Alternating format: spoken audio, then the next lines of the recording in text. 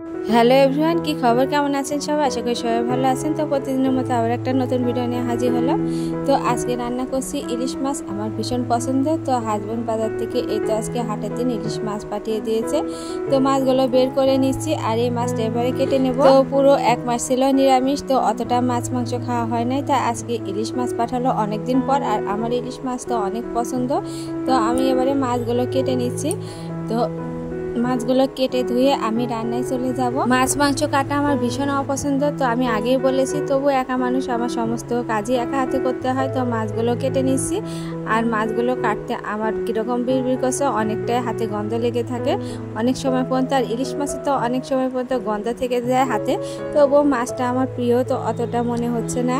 তো আমি দুইটা মাছই কেটে নিলাম, আর মাছটা অনেক শক্ত ছিল, নরমও ছিল না, কিন্তু কাটতে ভালোই লাগলো। নরম মাছ হলে কাটাই যেত না। তো নরম মাছ হলে কি হয়, মাছগুলো কেটে নেওয়ার সময় কাটা বের হয়। আর ইলিশ মাছ নরম হলেও খাওয়া যায়, তো যে কোনো মাছ তো নরম হলে খাওয়া যায় না, কিন্তু ইলিশ মাছ নরম হলেও একটু এর স্বাদটা কম হয়, কিন্তু তাও যে কোনো সবজির সাথে মিক্স করে রান্না করলেও খেতে ভালো লাগে। তো এদিকে মাছ আমার কেটে ধুয়ে নেওয়া হয়ে গেছে। তো লবণ মাখিয়ে এবারে রেখে দেবো কিছুক্ষণ ঢাকা দিয়ে। তারপরে রান্নার করার জন্য যে সবজিগুলো আছে সেগুলো কেটে নেব। তো এদিকে রান্নায় চলে আসলাম। প্রথমে ভাতটা তুলে দিলাম গ্যাসেতে। তো ইলিশ মাছের জন্য আমি আজকে এই তো হাঁড়িতে ভাত করছি। আর যদি আমি রাইস কুকারে ভাত করতাম তো অনেক সময় নরমও হয়ে যায়। তো হাজব্যান্ড ভীষণ রাগ করে দুপুরে ভাতটা যদি একটু নরম হয়। তো আজকে যেহেতু ইলিশ মাছ, এই জন্য মাছটা ভালো করে রান্না করব, আর ভাতটা ঝরঝরে হলে খেতেও ভালো লাগবে। তো আমি মাছগুলো ভেজে নিচ্ছি। তো আমি আজকে এই তো পরিমাণ মতো তেল দিয়ে নিয়ে আমি মাছগুলো ভেজে নিচ্ছি। তো এই প্যানে যতগুলো মাছ ধরলো ততগুলো দিয়ে আমি ভেজে নিলাম প্রথম চারে, যে বাদ বাকি মাছগুলো থাকলো সেগুলো পরে চারে আমি ভেজে নেব। তো এভাবে মাছগুলো ভেজে নেওয়া হয়ে গেছে। আমি এবারে মাছগুলো উল্টে পাল্টে নিয়ে তুলে নিচ্ছি। তো মাছটা একটু লাল করে ভাজলে আমার মনে হয় ভালো হয়। তো ইলিশ মাছ একটু কম করে ভাজলে সমস্যা নেই, তবু আমি একটু লাল করে মাছগুলো ভেজে নিলাম। আর মাছগুলো ভাজা হয়ে গেছে, এবারে তুলে নিচ্ছি।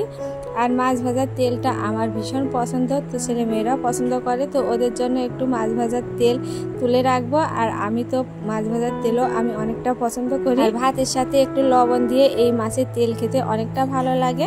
তো আমি যখন মাছের তেল তুলছি তখন মনে হচ্ছিল আমার ছোটোবেলায় অনেক ইলিশ মাছ পাওয়া যেত, আর প্রতিদিন প্রায় ইলিশ মাছ হতো, আর মাছের তেল দিয়ে ভাজা ভাত খেতাম। তো যাই হোক, এবারে আমি রান্না করব। তো আলু আর পটল কেটে নিয়েছি, আলু আর পটল দিয়ে আজকে ইলিশ মাছটা রান্না করছি।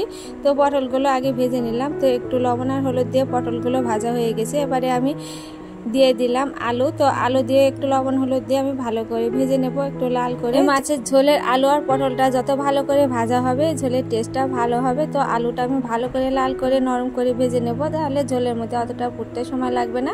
আর ওইদিকে আমার ভাতটা হয়ে গেছে, এবারে আমি ফ্যান ঝরিয়ে নিলাম। আর এদিকে আবার মাছের তরকারিটা ভাজা হয়ে গেছে। এবারে দিয়ে দিলাম একটু ঝাল আর একটু ধনের গুঁড়ো দিয়ে দিলাম, আর কাঁচামরিচ আমি তো আগেই দিয়ে দিয়েছি সবজির সাথে।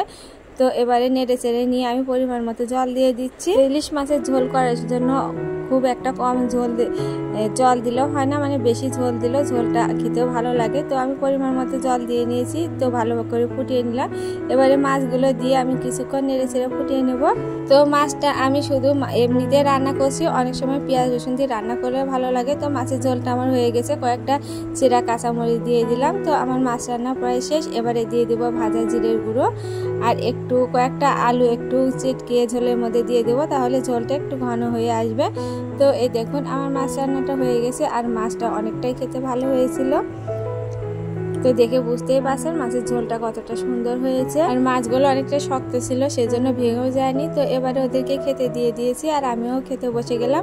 তো মাছের সাথে এই তো তরকারি করেছিলাম, একটু কুমড়োর তরকারি মাছের মাথা দিয়ে, আর এক টুকরো লেবু আর শশা নিয়েছি। আর এই যে মাছের তেল দিয়ে লবণ দিয়ে ভাত মেখে খেতে আমার ভীষণ ভালো লাগে। আর মাছের লেজ নিয়ে নিয়েছি, আমার মাছের লেজটা ভীষণ পছন্দ। তো এই ছিল আজকের ভিডিও, সবাই ভালো থাকবে।